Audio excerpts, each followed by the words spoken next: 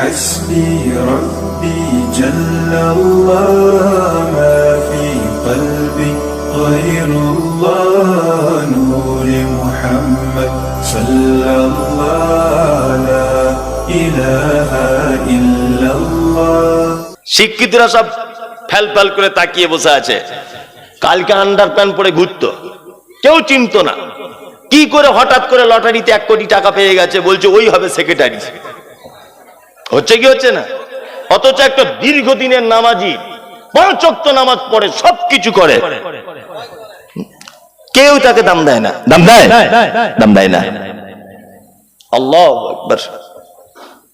এই আপনারা যশোর রোডে, এখানে অনেক ড্রাইভার আছে, গাড়ি আছে না?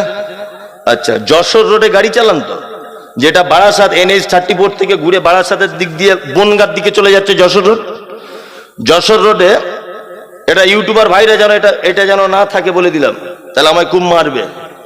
এই যশোর রোডে একটা হোটেল আছে, নাম বলবো না আমি, বামনগাছি চৌমাথা, বলে দিচ্ছি, বামনগাছি চৌমাথা পার করে বাম দিকে নিচে হোটেল, উপরে বার আর মদের দোকান। একটা পাক্কা 2 বার হজ করা লোক হাজি সাহেবের, সত্যি বলছি, হাজি সাহেব, এবং উনি মসজিদের একজন সেক্রেটারি।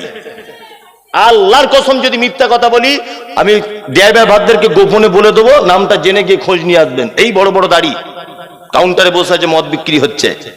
আশ্চর্য ব্যাপার।